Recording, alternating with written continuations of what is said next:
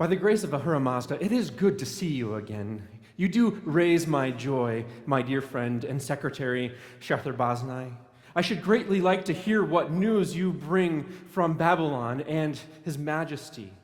But first, I must ask you, I've heard that you recently had business that brought you near Jerusalem in the province of Judah and the land beyond the river. Tell me, did you see the temple of the Jews? Did you venture to go near it? Since I've received the news, I cannot help but replay the events of these past few years. As I've gone back to read the official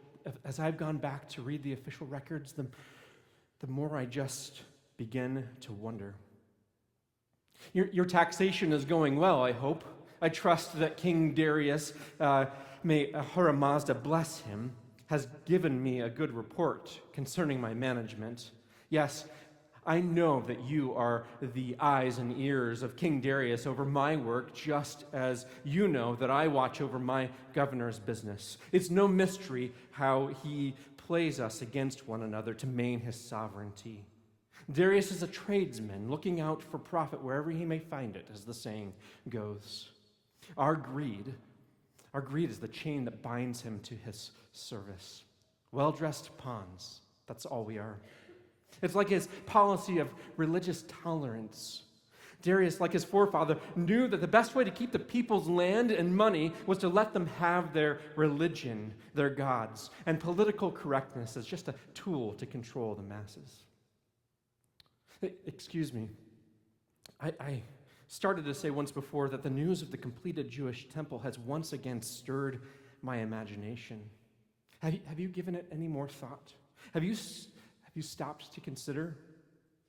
I'm glad you've come to visit because I've wanted to talk to you about this. As I replay the events in my mind, I'm intrigued how all the pieces seem to fit together for the Jews.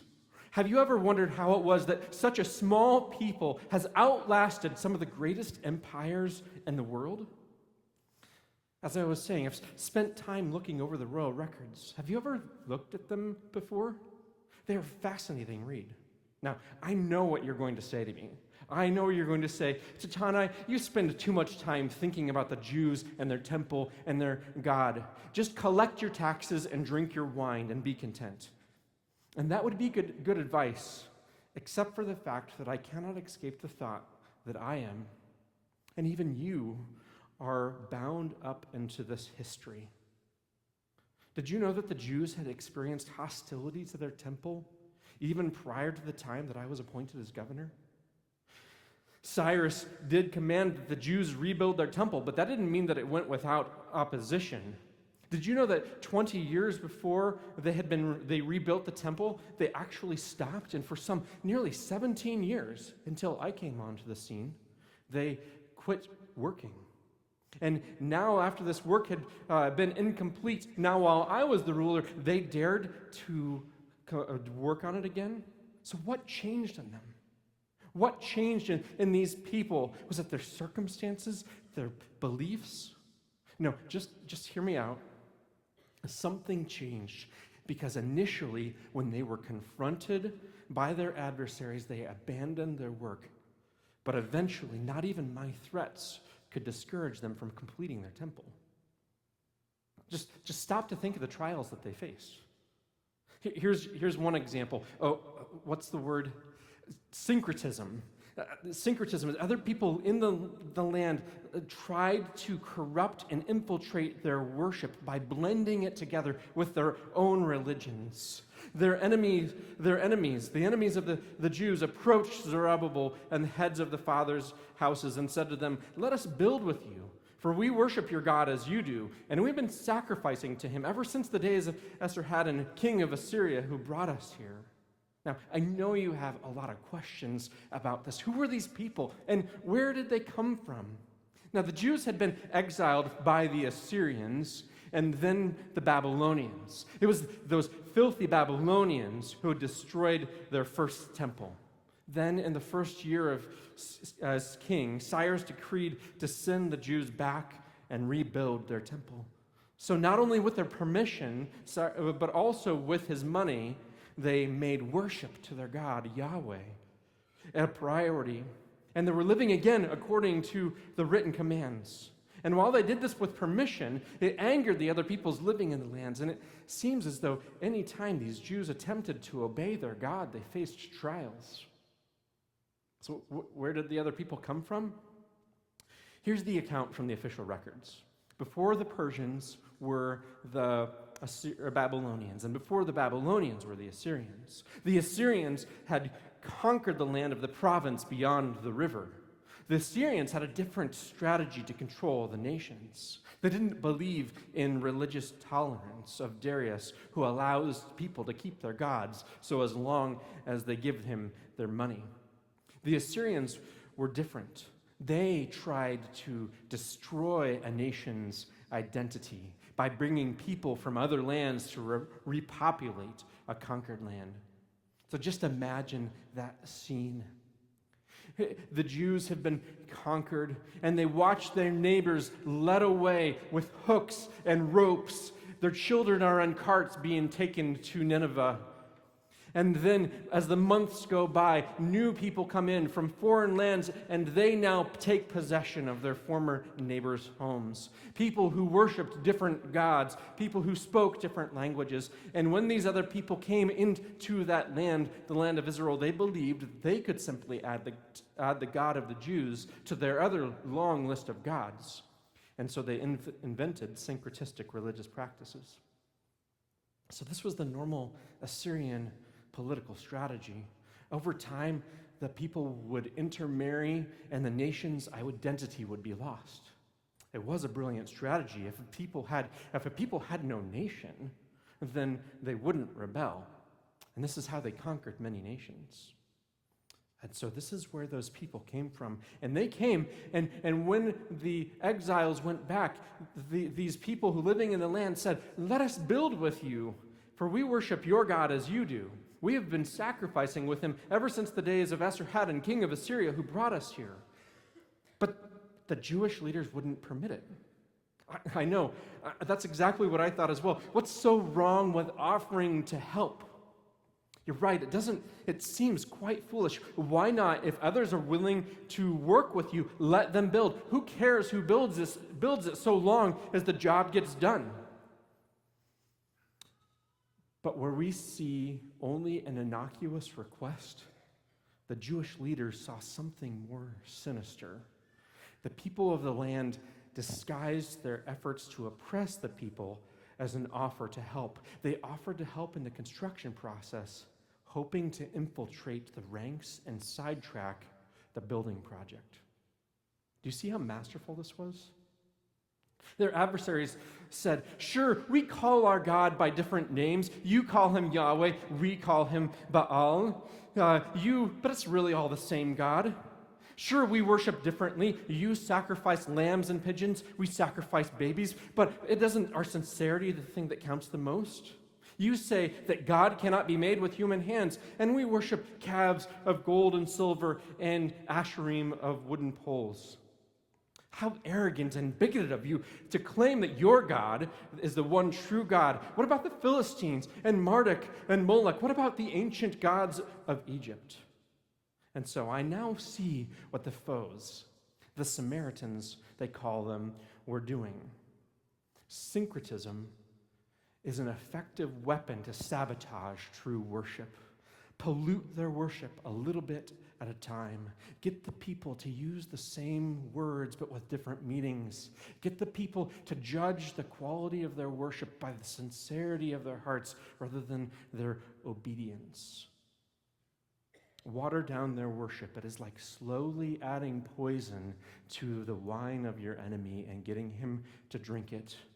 Oh, but syncretism is so much worse than poison because it does not kill the body, but the soul. So how did the people respond? How did they respond to this offer? Those stubborn Jews refused to compromise. Oh, sure, in the past, sex, money, power, those easily corrupted the Jews, and they corrupted the worship of their God. But this time, they had learned the plot of their enemies. Zerubbabel, Jeshua, and the rest of the heads of the fathers in the house of Israel said to them, "You have nothing to do with us in the building of a house to our God, but we alone will build to the Lord, the God of Israel, as King Cyrus, the king of Persia, commanded us." They had learned that opposition comes wearing different masks. Sometimes opposition comes as an angel of light. Yes, some enemies attack with spears, but other enemies attack with flattery. Faithful are the wounds of a friend, but the kisses of an enemy are deceitful, as their wise men said. And I can imagine Jeshua, the priest of these Jews, beside the altar crying out, "Do two walk together unless they have agreed to meet? You and I, as leaders in the Persian Empire, we know that the only way to get business done is through negotiations and bribes and blackmail. I know that for the right price, anyone can be bought. Every man has his price. And I know, my dear Shether, that you as well wouldn't hesitate to betray me for the right price. And I understand that. It's the rules we all play by when we join the game of politics. But these Jews, Jeshua and Zerubbabel, they valued their holiness more than pragmatism. They refused to form partners with those they saw as idolaters. Their God demanded from them exclusive worship. And as long as they were loyal to him, we'd care for them as well. But these Jews had apparently learned from their exile. They had learned that small seeds of compromise can grow into greater evils than the cedars of Lebanon. And as I think about this, it's almost sounds as if these Jews up against this opposition would succeed, doesn't it? As if they had what it would take. Their resolve had hardened, but there was still a chink in their armor. When their enemy's attempt at syncretism failed, they began to harass the builders of the temple. You see, Shether, at first the Samaritans' language dripped with flattery, but when their true motives were seen, their flattery turned to insult.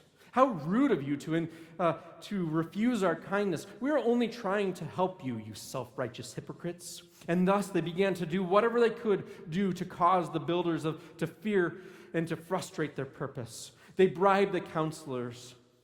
The insults rained down on them like 1,000 arrows. Constant insults, constant questions, intolerant, bigots, self-righteous. We will see you in court. And the incessant harassment was like a chisel that slowly wore them down until they stopped. And for 16 years, they quit working. And now 20 years, that was 20 years ago. And now the temple is finished. Have you seen it? Shether, have you seen the courtyards, the pillars, the great stones? Have you seen the smoke of the sacrifices going up? Yes, it was here where our jobs, it was our lives that were tangled into this mess. It was only the second year of the reign of King Darius, by the grace of Ahura Mazda, and he had just executed Gamata, and the fires of a revolt were dying out in Persia. Ustani had just appointed me as governor to oversee the regions beyond the Great Sea. And this is when my job was tangled up into this Jewish temple. I began to hear rumors of rebellion and revolt now brewing in the land of Judah.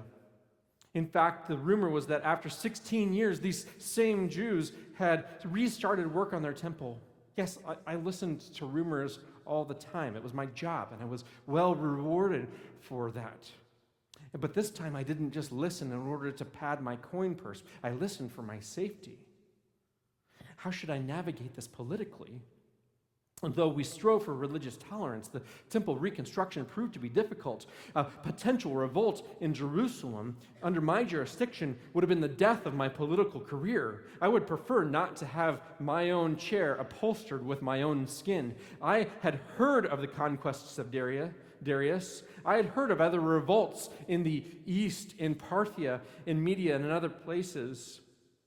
and how Darius, by the grace of Ahura Mazda, had squelched them all. Did he not lead away the usurper Asina in chains only to execute him? Did he not ford the Tigris when they said it was unfordable to overthrow the hosts of Didntu Bel? Did he not, by the grace of Ahura Mazda, capture Ortis and before us all in the palace have his nose and ears cut off and his eyes and tongue pulled out? He then crucified him and his followers within the fortress of Ecbatana and flayed him and hung his body stuffed with straw. And so you can see why when I received notice that the Jews were building their temple to their great God, why I made all haste to discover the truth of the matter. Better 1,000 Jewish necks than my own. So as swiftly as Nabu's dragon, we traveled with our colleagues to the province of Judah, to the city of Jerusalem. There we found the rumors to be true.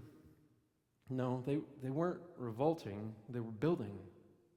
The people vigorously and fearlessly at work on the great temple. Huge stones cut with precision moved into place, lumber arriving from the north to complete their structure. Did you not think it was an amazing building when you first saw it? Though it was still 4 years from completion, it was still impressive, cut stone and all. And what impressed me more than the structure was the spirit of the people. In the past, they surrendered in fear and had given up on their work in their temple. Now they were driven, yet pleasant, as if they were living and working for a hope bigger than themselves, looking for something. Do you remember their prophets, Zechariah and Malachi? It was they who lighted the zealous fire within the people. Although this intrigued me, it also alarmed me. I could not have any number of people looking to a savior other than King Darius, but it was clear that these people feared no earthly king, but only their God. They were looking for their own king. Zechariah, do you remember his preaching? He preached, "Rejoice greatly, daughter Zion. Shout in triumph, daughter Jerusalem. See, your king is coming to you. He is righteous and victorious, humble and riding on a donkey, a colt on the foal of a donkey." Haggai preached as well. He preached the words of their God. "I will overthrow the royal thrones and shatter the power of foreign kings. I will overthrow chariots and their drivers, horses and their riders will fall, each by the sword of his brother." In my thinking, this was suicide to preach in this way.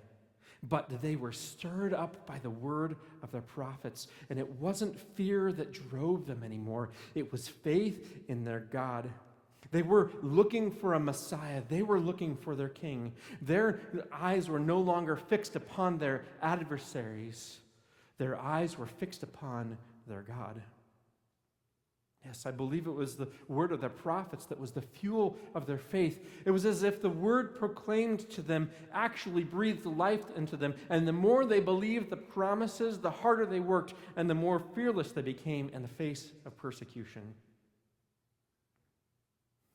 So what do? We summoned the elders of the Jews together and asked them, "Who gave you this order to rebuild this temple and finish the structure? What are you doing? And who are the names of the workers that are constructing this building?" This is what they said. "We are the servants of God of heaven and earth," they said. Their story went something like this. These Jewish people had built their temple under the rule of their great king Solomon. But later, their fathers had angered the God of heaven, so he handed them over to King Nebuchadnezzar of Babylon. Nebuchadnezzar destroyed their temple and deported them to Babylon. And I overlooked it at that time, but do you see how profound of a statement that is? The God of heaven handed them over to Nebuchadnezzar. Their God handed them over. When the Jews were captured by Babylon and their temple destroyed, it was not a sign of defeat to their God, but an exercise of power. What kind of God shows his faithfulness by allowing his people to be defeated and also to restore them? What kind of God demonstrates his sovereign kingship over his people by allowing them to be conquered and then rescuing them by steering the kings of history? What kind of God is so faithful that he keeps his promises to discipline and to restore? Nebuchadnezzar was just simply a tool. So I asked for written proof. Surely they would have some royal decree authorizing them. They did not. So I faced a great dilemma. On the one hand, the Jews presented what I perceived to be a legitimate threat. If allowed to complete their temple, the Jews would once again be united as a nation. That could mean loss of control, or even worse, the loss of my head. On the other hand, if this work had indeed been authorized by the king, I did not want to contradict it. We wanted freedom of religion without the possibility of revolt. And I prided myself on being a reasonable man. So I decided to do two things. First, I would not limit the construction effort of the Jews, lest I offend the king. Second, I prepared a letter to be sent to Darius to have the matter further investigated. With all the skill of the stylus of Nabu himself, we wrote to the king. It was you, Shether, who took down the letter. We wrote to Darius, all greetings. Let it be known that to the king that we went to the house of the great God in the province of Judah. It is being built with cut stones, and its beams are being set in the walls. This work is being done diligently and succeeding through the people's efforts. I've already recounted the rest of this to you, but here was the heart of our requests. So if it pleased the king, we wrote, let a search be made of the royal archives in Babylon to see if it is true that a decree was issued by King Cyrus to rebuild the house of God in Jerusalem. Let the king's decision regarding this matter be sent to us. The letter was dispatched to Babylon. My sources told me that Darius was intrigued by the matter, so he ordered the libraries of Babylon be searched. Nothing was found. There was also records kept in the fortress of Ecbatana, that same fortress where Phraates was crucified and stuffed with straw. And it was there that the scroll was found. In it was the record of King Cyrus's decree concerning the temple. He had, in fact, ordained the Jewish temple rebuilt, that Jewish sacrifices would continue, and that it would be paid for out of the royal treasury. Do you remember the reply of Darius? This is what Darius wrote to us. You must stay away from that place, Tatanai, governor of the region west of the Euphrates River, Shether-Boznai, and your colleagues and the officials in the region. Leave construction of the house of God alone. Let the governor and elders of the Jews rebuild the house of God on its original site. I hereby issue a decree that what you must do so that the elders of the Jews can rebuild this house of God. The cost is to be paid in full to these men out of the royal revenues from the taxes of the region west of the Euphrates rivers, so that the work will not stop. Whatever is needed, young bulls, rams, and lambs for burnt offerings to the God of heaven, or wheat, salt, wine, oil, as they're requested by the priests in Jerusalem, let it be given to them every day without fail, so that they can offer sacrifices of a pleasing aroma to the God of heaven and pray for the life of king and his sons. Do you remember how he ended the letter? I also issue a decree concerning any man who interferes with this directive. Let a beam be torn from his house and raise up. He will be impaled on it, and his house will be made into a garbage dump. Do you remember that? As the frightened women of Babylon, we made all haste to carry out all that the king had demanded. But it was as if the people knew that that's the way it would turn out all along. It was as though they supposed this was the way it was planned to be. That was but a few years ago, and now the temple is complete. What do you suppose will come of it all? What will come of their temple, their prophets, their king? When I piece together the last few years, no, the last 40 years, I can't help but see a bigger picture. Have you ever wondered if we are just pawns in the hands, not of Darius, but in the Almighty God of the Jews? Tools not of the Persian Empire, but of something far greater. If that's true, then there is a kingdom, and it is not Assyria or Babylon or even Persia. And there is a God, and it is not Ahura Mazda. And there is a king, and it is not Darius. Never mind. I know you think that these are the thoughts of a man who should just. But Shether, think of the faithfulness of their God. No, you're right. I suppose the Persian Empire shall last for 1,000 years. Darius will be immortal, and this Jewish temple and their Messiah, their king, will be forgotten forever. Do you disagree? Let's pray.